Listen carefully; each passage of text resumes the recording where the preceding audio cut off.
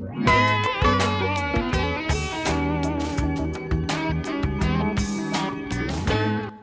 back to BLOCKTV. It's time for Bitcoin Brief, where we break down the top stories from the cryptosphere. And today, we're delighted to be joined by one of the most prolific writers in the scene from Bitcoin Magazine. We welcome Colin Harper, Associate Editor at Bitcoin Magazine. How are you, Colin? Happy as always. It's good to have you on again today. So let's kind of kick it off. You sent us 3 stories you kind of want to break down. This first one here reveals details of Iran's cryptocurrency mining regulations. Please expand. Yeah, so this was a treat. It was from one of our Iranian correspondents, and he got basically a leaked document of an early draft of one of the finalized drafts, I should say, of Iran's cryptocurrency mining regulation. There's some good things. There's some, iffy things. One of the bigger takeaways from one of the articles, from this article, in my opinion, and also in Mazira's, the journalist who wrote it, was that at least we're getting some regulations here in an area where, in a highly restrictive state like Iran, where the internet is restricted, Bitcoin trading has also been severely restricted, but it looks like they are going to let mining be an industry, but it's not going to come without some pretty serious and stringent regulations like it has on other aspects of the internet as well. And what do you think the goal is there with having regulation on this? I mean, we know that Iran's use of cryptocurrency is meant to, bypass sanctions. That's kind of the goal here. Why do you think now with mining regulation, what's the goal there? Well, from what I can see, just, my take on it would be the government, potentially because of the sanctions implications, or for other implications that are unknown to me, they want Bitcoin to exist in the country, and they're okay with people mining it. But they are going to want to have it in their control as much as they can, right? So the regulations have some pretty tough standards, like you have to get 2 licenses, one to act as a cryptocurrency mining business, and then the other to actually mine. And this involves a pretty thorough vetting process. You have to say where you're getting your equipment from, what its power rating is, how much energy it will consume. You have to, get vetted for a facility.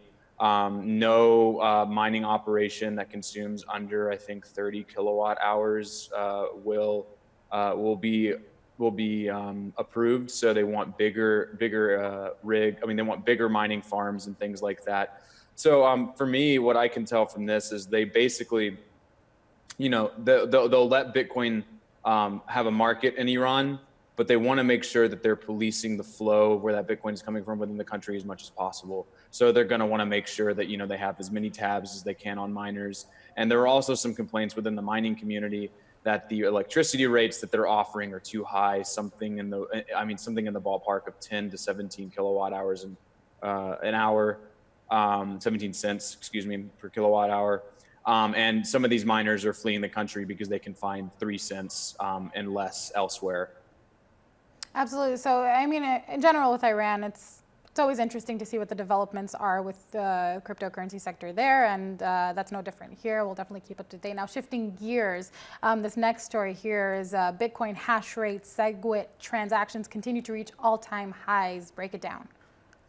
Yeah, so this is pretty interesting.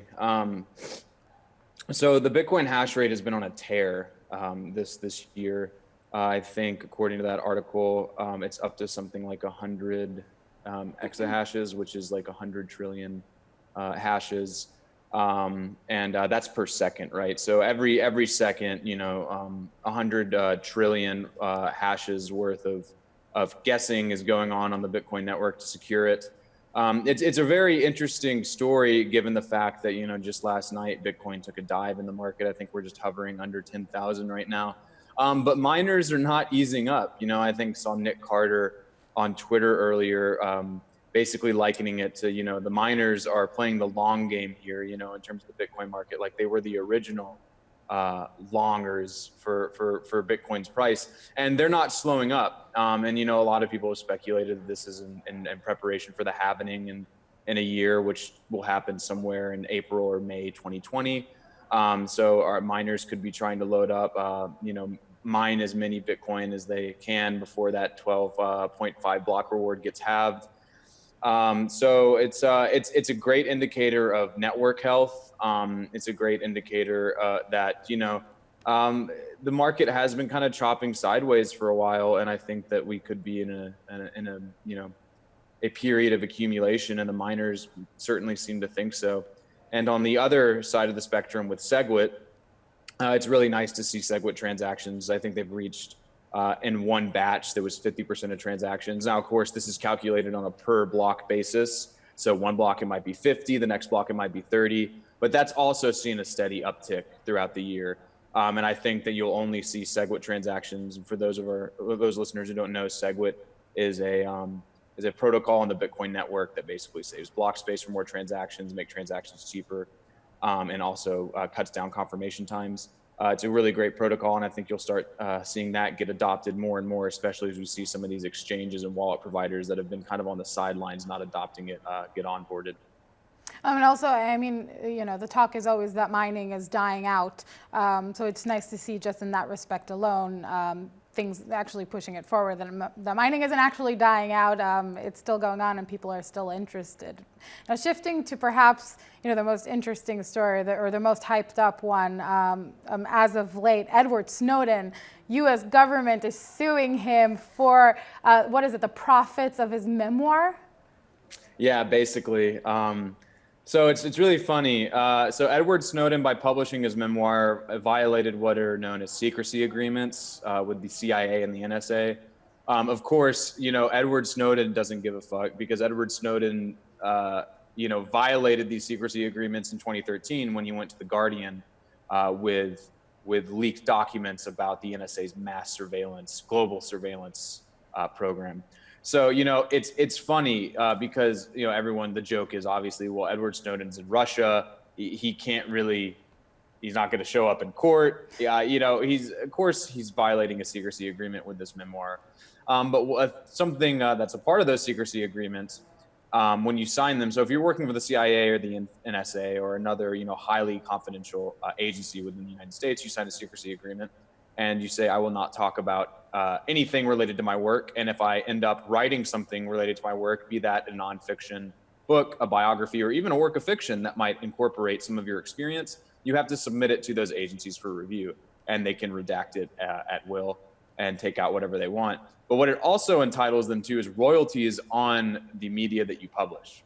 And so that's what the government is going after here on behalf of the CIA and NSA. They say, look, you're talking about our agencies, so you've got to pay us money for that. And so they're going through Macmillan Publishing House as well, which is the publisher that published Snowden's book, and they're trying to take his royalties and his piece of the pie from the sales proceedings. So it'll be so it's been filed under the United States Court District in Virginia, and that's where the court hearings will take place. And I'm looking forward to tracking it because I'd be interested to see how Snowden structured his contract with Macmillan, because he's a smart guy, and I wouldn't be surprised if there was some loophole in there where he's not actually receiving royalties. Right. I also know that there's an attorney who came out basically saying this is all public knowledge to the American public, and he did nothing wrong here. And I mean, that seems to be the angle that they're going to be playing off of. But it was interesting that, with the whole tweet, that's what everybody's talking about now. There's a tweet where Snowden basically says this will, in conclusion, this will be good for Bitcoin. And I think that was just kind of a sly comment to hype up the situation. He knows his response and how it's going to go forward. I'm dying to get my hands on that memoir myself, and then we can talk about it more and be interested. But it's definitely the talk of the town right now, and I think kind of a pretty funny story. I'm sure that he's getting his kicks out of it. I think so too, and I think, like you said, the Bitcoin tweet. Maybe are you selling the book for Bitcoin, Snowden? Because if so, let me know, bro, and I'll buy it. But yeah, he definitely knows his audience, and he likes to ride that hype train. But like you said, I'm looking forward to the read. And I'm looking forward to seeing, what he talks about in there in more depth. Because, really, truly, he gets glorified a lot. But what he's done is he's given people a good, long, clear look into the modern day surveillance state that is the United States.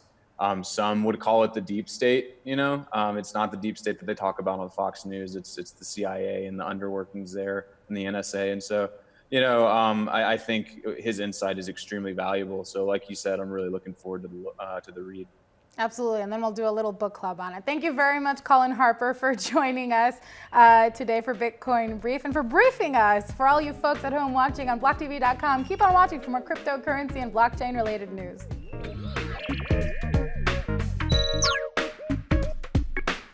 For more news and updates, follow us on Twitter.